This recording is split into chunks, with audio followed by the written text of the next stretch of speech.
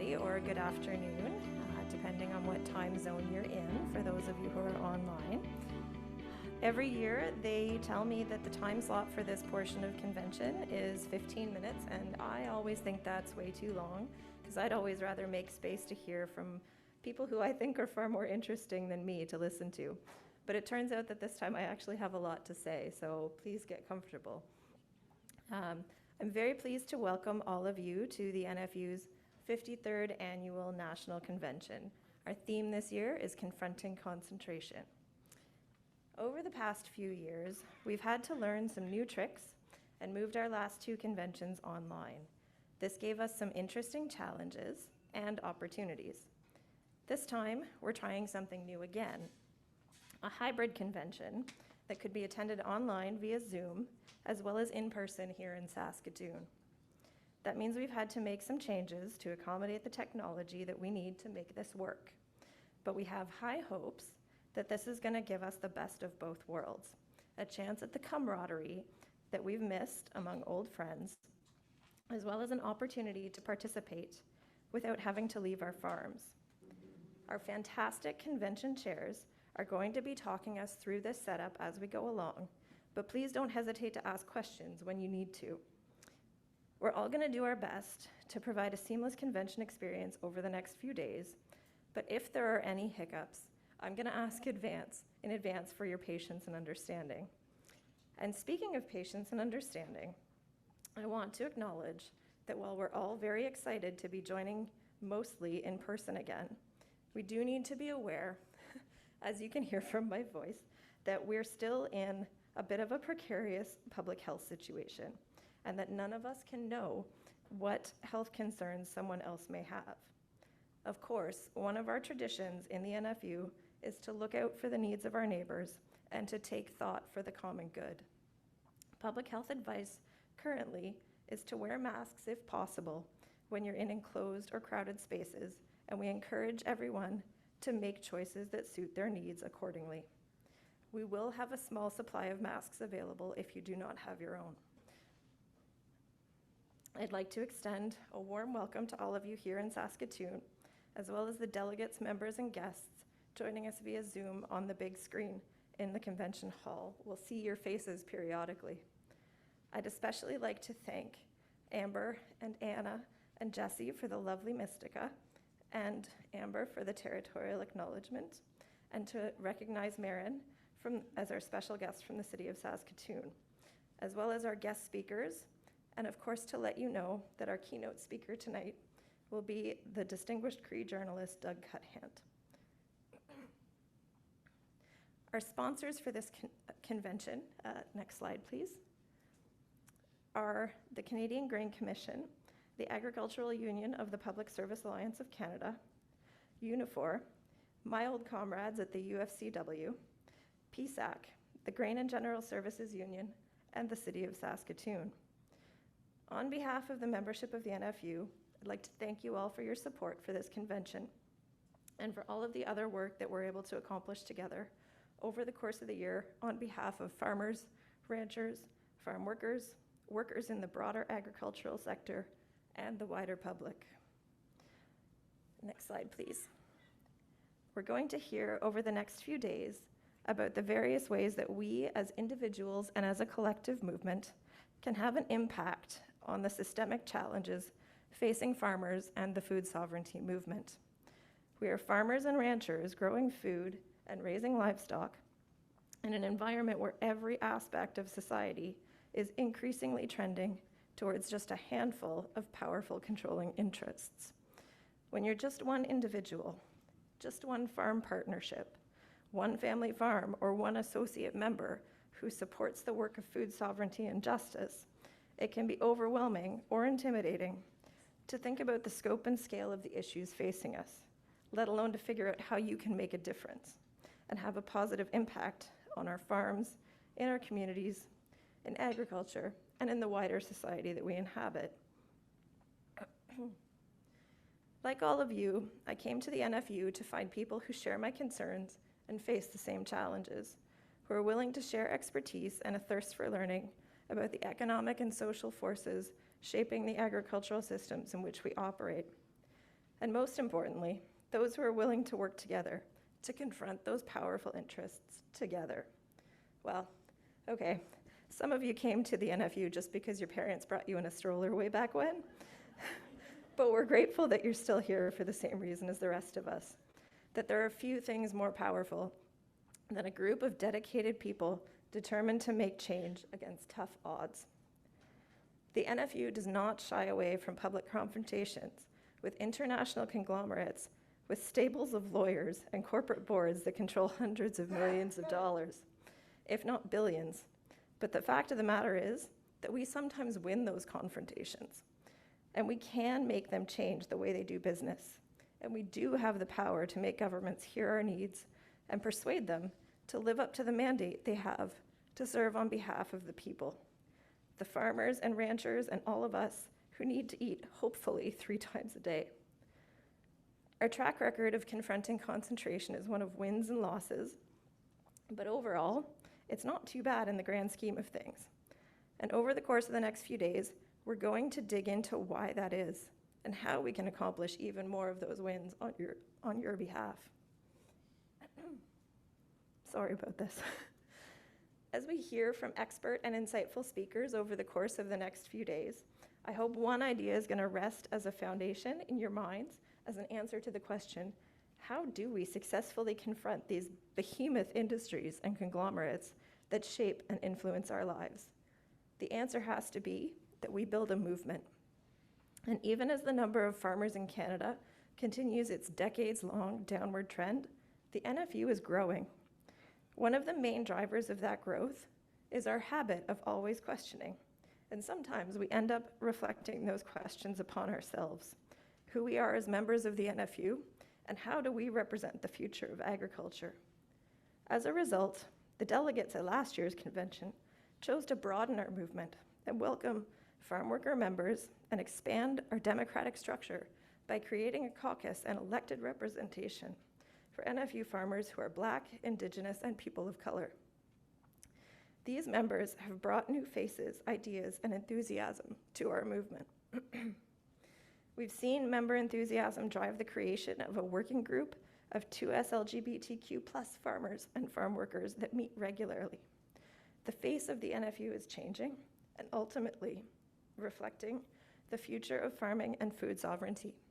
And you should all be proud that we're at the forefront of this growth in agricultural enthusiasm.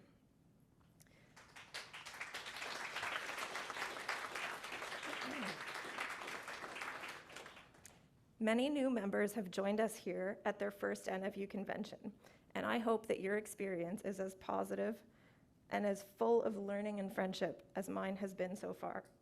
I do want to acknowledge, though, that even as regular policy debates at the NFU convention can be passionate because we care deeply about agriculture and justice. So as with any organism that's going through growth and change, there's always the possibility for discomfort or feeling overwhelmed or needing to question why something has happened over the course of the day. The steering committee report that we've adopted as a convention calls for this to be a safe space for all participants. But if anyone finds themselves in a need of a place to go, free of judgment, we have designated the lobby lounge as a meeting point, and a number of NFU board members and youth members have volunteered to make themselves available as a human resource if you find yourself in need of support. I'd like to ask Jesse, Amber, and that whole crew to please stand or raise your hand if you're on Zoom so folks can recognize you if they need to track you down. Thank you. We want NFU Convention to be a welcoming space where we debate ideas on policies on both agriculture and justice. We don't debate people. I've had the opportunity over the past year to follow the policy and organizing work of our newly organized members, working groups, and the new caucus, along with the work of the youth and women's caucuses and our many policy committees. And it's incredibly energizing to see the continuation and expansion of a wonderful tradition of service and speaking truth to power that the NFU inspires. It's the longest I've ever talked up here, and of course I have no voice. As I said, for many of you, this is your first NFU convention, or at least your first in-person convention. We hold our strong tradition of democratic participation very dearly, and if you haven't encountered Robert's Rules of Order yet, you're very likely to have questions about process. Please feel free to ask someone at your table or out in the hall at a coffee break. You'll find farmers and ranchers from the East Coast to the left coast, and people engaged in just about every imaginable type and scale of agriculture here. And a lot of our wonderful supportive associate members too. But one thing we all have in common is the knowledge that even the smallest gesture can be of service to the common good. Next slide, please. That service comes in many forms, and you're definitely going to hear from me tomorrow about how you can define what that means for you. But for right now, I'd like to thank the members who have served as your board of directors for the past year. Next slide, please.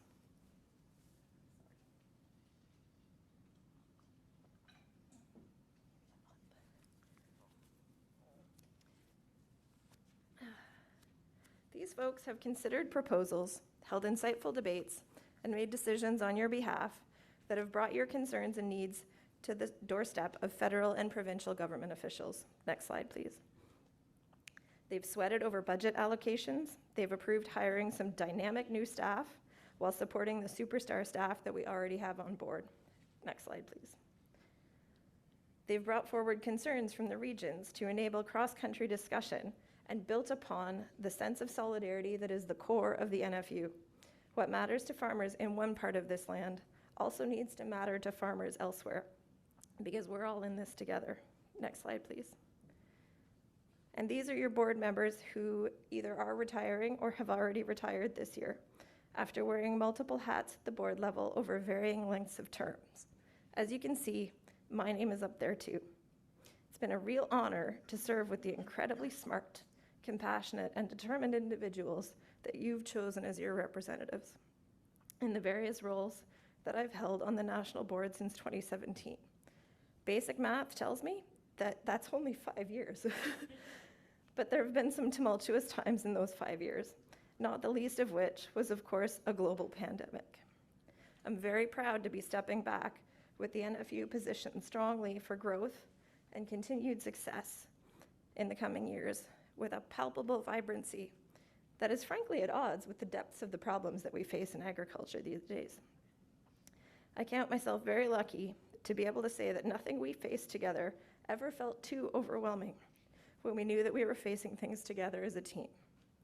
To all of you that I've had the pleasure to serve with over the years, please know that I'll always be grateful for the lessons I've learned from you, for the inspiration and the support through the good times and the hard times, and that the NFU has been very lucky to have you, and I'm glad I got a chance to work side by side with you. Next slide, please. And now, for a peek behind the scenes.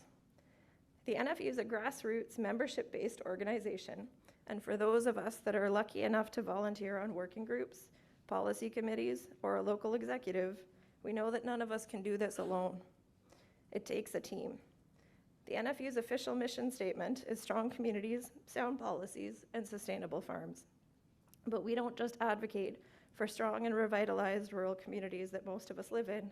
We also foster a strong sense of community within the NFU. We help each other, we pick each other up after a tough situation, and we celebrate each other's successes. And we cheer each other on as we learn and grow into new and different roles. A wise man once told me that the union is more, collectively, than any one single member, but every one single member makes an invaluable contribution to the whole.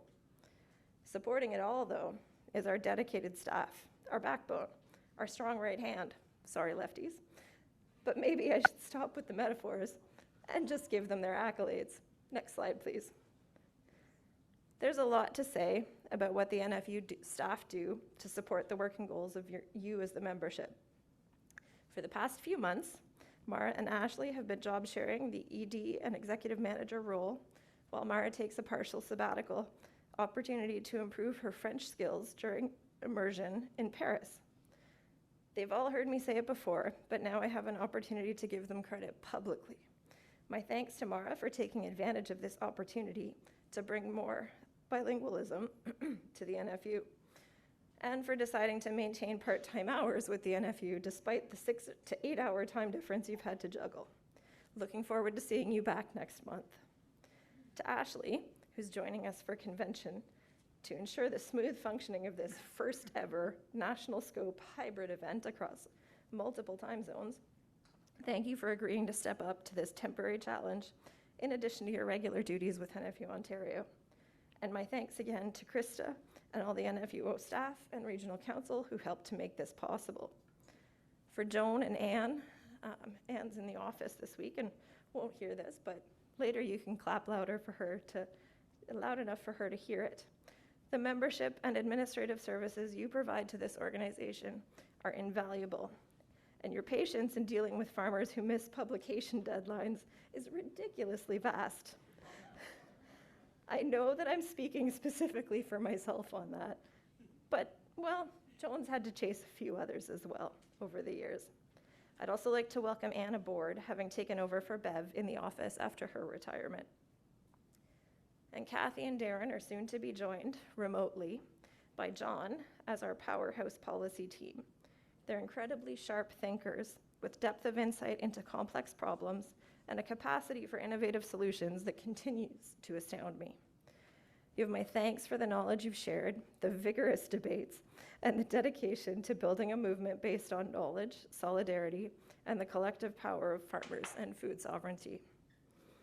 Jillian's got the ability to distill complex agricultural policy concepts and proposals into digestible content that drives our web presence and grabs the attention of farmers and media alike in both official languages. Mille merci.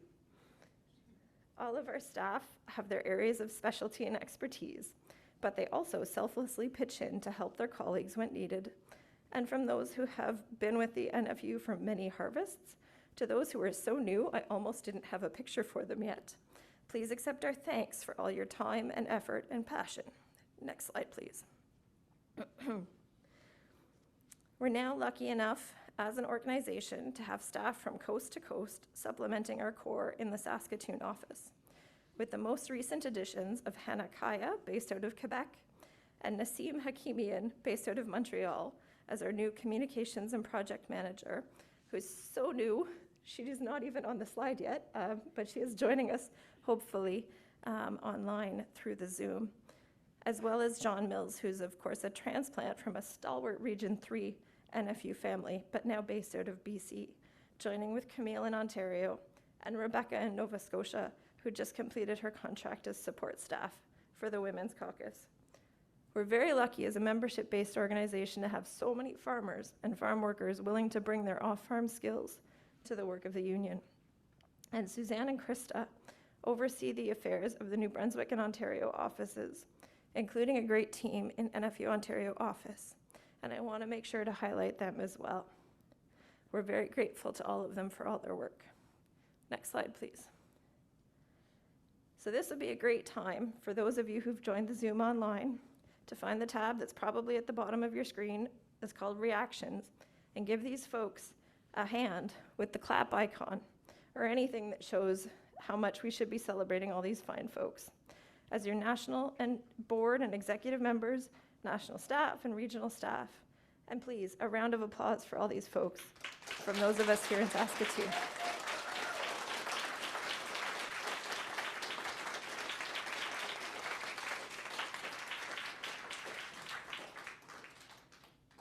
Thank you. Moving along to more administrative matters. Some of you might remember that last year I was able to announce we had reached a new memorandum of agreement with NFU New Brunswick as part of that province's stable funding program for farm organizations. I'm pleased to tell you now that the NFU has also reached a new 3-year memorandum of agreement with NFU Ontario as well. My thanks go out to the Region 3 Council and to the National Board for putting in the time and attention to detail to make sure that we're all pulling together for the betterment of our members. I can't stress enough how important it is that we as an organization use these agreements and our principles of solidarity in order to use this and move forward with the capacity for unity that they foster. To remember that it's the national scope in which we operate that gives us the power we have, far beyond what any individual local, district, or region could accomplish on their own. It's our solidarity across or despite our differences that brings the respected voice of the NFU into halls of power where decisions are made on regulations and legislation that affect all of our farms and ranches, whether it be in the offices of federal ministers or at the House of Commons Committee on Agriculture and Agri-Food or in the media. One of the best places to build that solidarity is at our national convention. I left my first convention with a sense deep in my gut that I had finally found my people. You just never know when that person that you're debating against, whether it's at the microphone over a policy resolution or over a beer at the bar, is going to end up a friend for life or the most astute mentor that you'll ever have the good fortune to meet. For those of you who've seen many harvests with the NFU, I'd like to give you a special thank you. You've probably forgotten more policy and tactics and strategy than I'll ever know, but I'm grateful that you're here with us and willing to share your knowledge. For those of you on the other end of the spectrum, I'm going to steal a trick from an old friend. If this is your first national NFU convention, could you please stand if you're in the room, or raise your hand by pressing *9 on the Zoom? Seriously, stand up. It's your first convention.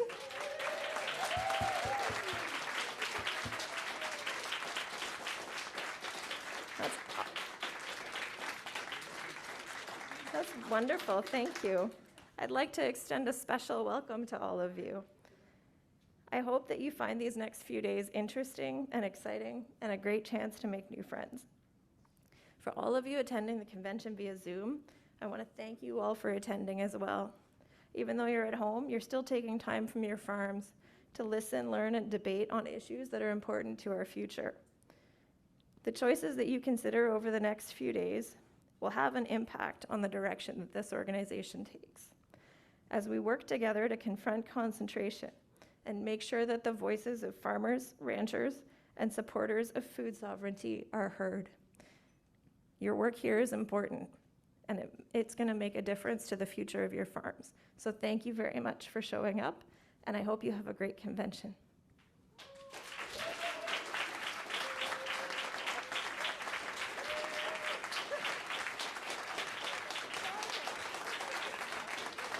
Thank you, President Katie.